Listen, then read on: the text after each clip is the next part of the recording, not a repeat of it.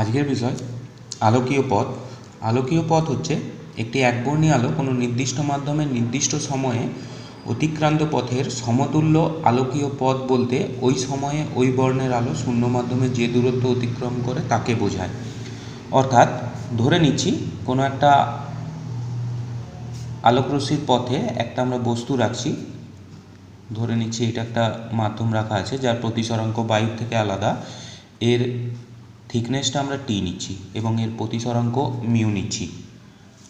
তাহলে এখানে এই আলোটা যখন এর মধ্যে দিয়ে যাবে তখন মিউ সমীকরণ আমরা লিখতে পারি mu equals to C by V, বা আমরা লিখতে পারি C equals to mu into V. এটাকে আমরা 1 নম্বর সমীকরণ দিচ্ছি। এবার আলোকীয় পথের সংজ্ঞা থেকে আমরা যেটা জানলাম সেটা হচ্ছে যে সময়ে আলোটা এই থিকনেসটাকে ক্রস করবে সে সময়ে আলোটা শূন্য মাধ্যমে যতটা যাবে সেইটাকে বলা হবে এক্ষেত্রে আলোকীয় পথ। এর থিকনেসটা আমরা এক্স নিচ্ছি। তাহলে সময়টা যদি টি হয়, ধরে নিচ্ছি এটা ক্রস করতে যে সময়টা নিচ্ছে সময়টা হচ্ছে এক্ষেত্রে টি, এবং যেহেতু এই মাধ্যমের প্রতিসরাঙ্ক মিউ, তাই এই মাধ্যম দিয়ে যখন ওই আলোটা যাবে সেক্ষেত্রে তার বেগটাকে আমরা ভি ধরছি। তাহলে এখান থেকে আমরা লিখতে পারি অতএব যখন এই মাধ্যমের মধ্য দিয়ে যাচ্ছে সেক্ষেত্রে আমরা লিখতে পারি V equals to X by T. এখন ওই সময়ে আলো যদি শূন্য মাধ্যমে এল দূরত্ব হয়, তাহলে যদি আমরা এটাকে শূন্য মাধ্যম নিতাম সেক্ষেত্রে দূরত্ব সমান আমরা এল নিচ্ছি। যদি এটা এল হয় তাহলে সি ইকুয়ালস টু লিখতে পারি আমরা এল বাই টি। ধরে নিচ্ছি এটাকে, এটা 2 নম্বর সমীকরণ, এটা ধরে নিচ্ছি 3 নম্বর সমীকরণ। তাহলে যদি 1 নম্বর সমীকরণে এই দুটো মানকে বসাই লিখতে পারবো এল বাই টি সমান মিউ ইন্টু এক্স বাই টি, और এক্ষেত্রে আমরা এল ইকুয়ালস টু লিখতে পারি মিউ ইন্টু এক্স। অর্থাৎ এক্ষেত্রে এই এলটাকেই বলা হবে আলোকীয় পথ। অর্থাৎ এক্ষেত্রে এল ইকুয়ালস টু লিখতে পারি এক্সের সমতুল্য আলোকীয় পথ। তাহলে এর মধ্য দিয়ে যখন এক্স দূরত্ব যাবে এর সমতুল্য আলোকীয় পথ হচ্ছে এল, এবং এর মান হচ্ছে প্রতিসরাঙ্ক ইন্টু যে মাধ্যমটা নিচ্ছি তার থিকনেস কতটা তার গুণফলের সাথে সমান। এটা একটা বিশেষ ক্ষেত্র নিতে পারি, স্পেশাল কেস। বিশেষ ক্ষেত্র হচ্ছে যদি এরকম অনেকগুলো স্ল্যাব থাকতো, ধরে নিচ্ছে এখানে অনেকগুলো স্ল্যাব আছে, এটার প্রতিসরাঙ্ক মিউ ওয়ান, এইটা মিউ টু, এটা যদি মিউ থ্রি হয় এবং এটা এক্স ওয়ান, এটা এক্স টু, এটা যদি এক্স থ্রি হয় সেক্ষেত্রে আলোকীয় পথটাকে আমরা লিখতে পারবো L equals to mu one X one plus mu two X two plus mu three X three, আরও যদি থাকে এটা যোগ হতে হতে যাবে। और এখান থেকে আমরা লিখতে পারবো L equals to summation over mu I X I, যেখানে আইটা চলরাশি, যতগুলো মাধ্যম থাকবে সেই হিসাবে আয়ের সংখ্যা বাড়তে থাকবে। তাহলে এটা হচ্ছে একাধিক মাধ্যমের জন্য আলোকীয় পথের সমীকরণ। নেক্সট আমরা আসবো ব্যতিচারের আগের অংশে যেটা পড়েছিলাম তার স্পেশাল কেসে। সেটা হচ্ছে যদি ব্যতিচারের যে আলোকরশ্মি নেওয়া হয়েছিল তার যে কোনো একটি রশ্মির পথে যদি একটা প্রতিসারক মাধ্যমকে প্রবেশ করায়, অর্থাৎ পাতলা পাত প্রবেশ করানো থাকে, তার ক্ষেত্রে ঝালরের সরণ কতটা হবে সেটা আমরা এক্ষেত্রে দেখব। তাহলে এটার জন্য আমরা ছবি নিতে পারি।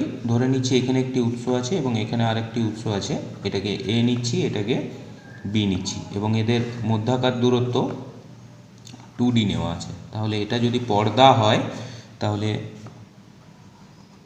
এখান থেকে আমরা একটা লাইন নিতে পারি যেটা এখানে ছেদ করবে একদম মাঝামাঝি জায়গায়, যেটাকে কেন্দ্রক সি বা সেন্টার ও বলা হচ্ছে, এটা অরিজিন ও বিন্দু নিচ্ছি। তাহলে এইখান থেকে একটা রশ্মি গিয়ে এইখানে পড়বে এবং এইখান থেকেও একটা রশ্মি গিয়ে এখানে পড়বে, যেটা কি হচ্ছে পথ পার্থক্য শূন্য হচ্ছে। কিন্তু আরেকটা রশ্মি ধরে নিচ্ছি এইখান থেকে এইখানে গেছে এবং এইখান থেকে এইখানে এসছে, এখানে এটা পি বিন্দুতে মিলিত হয়েছে এবং এখান থেকে এই দূরত্বটাকে আমরা এক্স নিচ্ছি। এখন এই দ্বিতীয়টার পথে আমরা একটা টিপ বেদের মাধ্যমকে প্রবেশ করাচ্ছি, যার প্রতিসরাঙ্ক হচ্ছে এক্ষেত্রে মিউ। তাহলে এখানে যে পটিটা তৈরি হচ্ছিল সেটা কী হবে, শিফট হয়ে যাবে। কতটা সরবে সেটারই আমরা ক্যালকুলেশন করব। ধরে নিচ্ছি উৎস থেকে পর্দার দূরত্ব হচ্ছে ক্যাপিটাল ডি। তাহলে এখানে দুটো রশ্মি, একটা রশ্মি হবে এপি আর একটা রশ্মি হবে বিপি। তাহলে এপি আর বিপি এর আলোকীয় পথ কতটা হবে সেটা দেখতে হবে। বিপির পথে কোনো মাধ্যম নাই, তাই এর যে পথ দেখতে পাচ্ছি সেটাই হবে, অর্থাৎ এর আলোকীয় পথ হবে বিপির সাথেই সমান। কিন্তু এপির ক্ষেত্রে একটু ক্যালকুলেশন হবে। তাহলে এক্ষেত্রে লিখতে পারবো এ থেকে পি এর আলোকীয় পথ।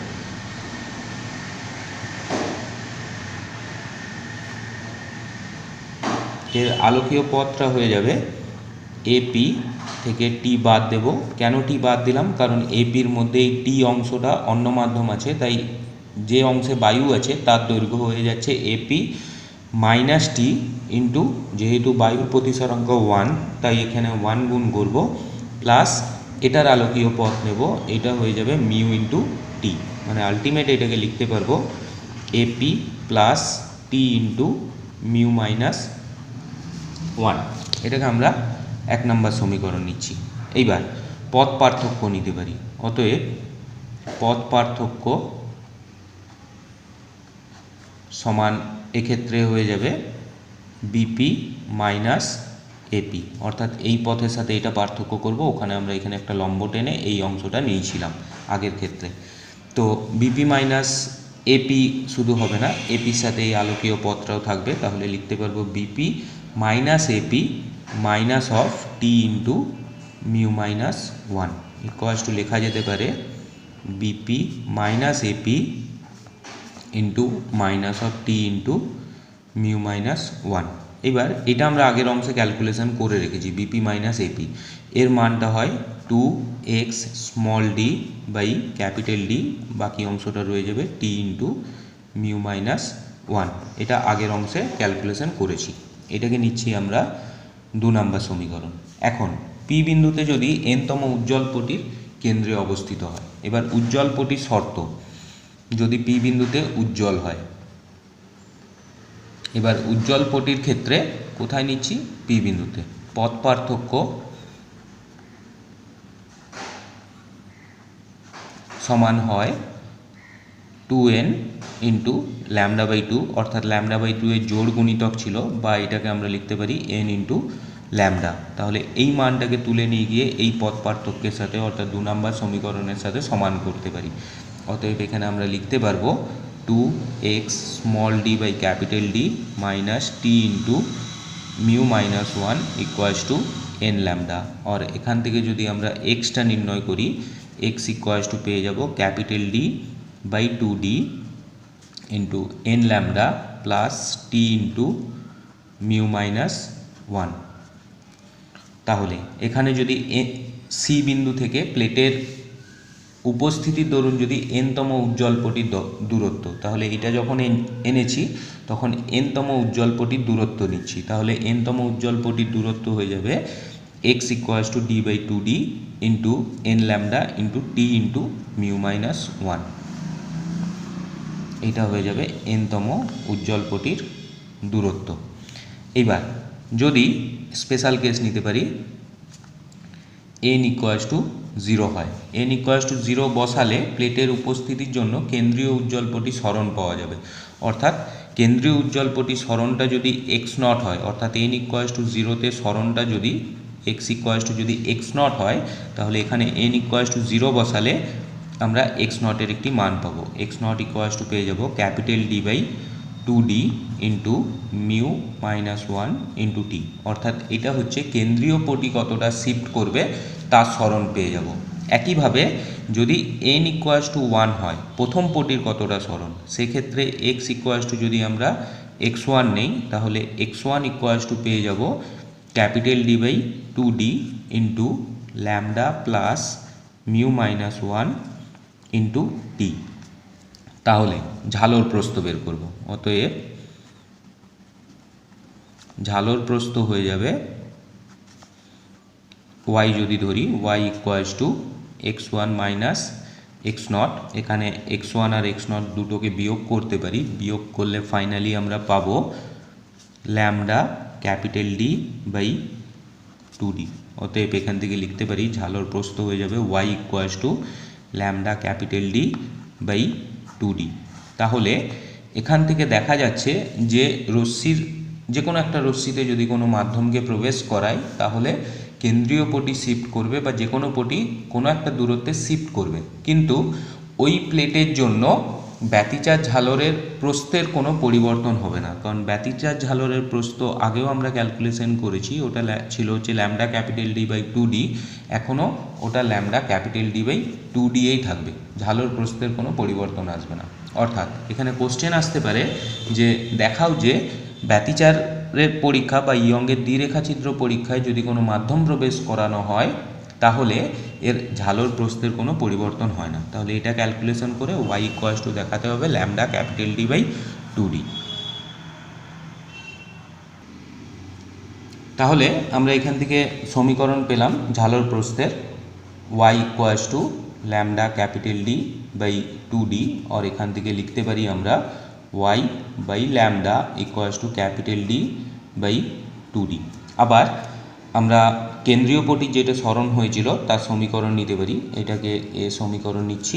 আর একটা সমীকরণ ছিল হচ্ছে X naught equals to capital D by 2d into mu minus 1 into T, এটাকে ধরে নিচ্ছি বি সমীকরণ। তাহলে এই দুটোকে যদি কম্পাইল করি আমরা পেয়ে যাব ডি বাই 2d এর মান বসাতে পারি, পেয়ে যাব হচ্ছে X naught equals to Y by lambda into mu minus 1 into টি।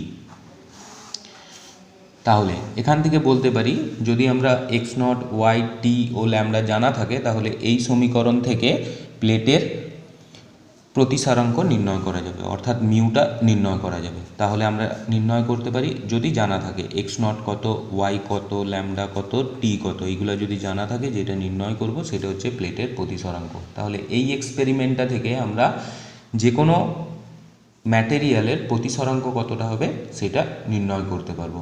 আবার যদি মিউ জানা থাকে সেক্ষেত্রে আমরা, অর্থাৎ যদি আমরা জানি এক্স নট কত, ওয়াই কত, ল্যামডা কত, মিউ কত, তাহলে প্লেটের বেধ টিটাও নির্ণয় করা যেতে পারে।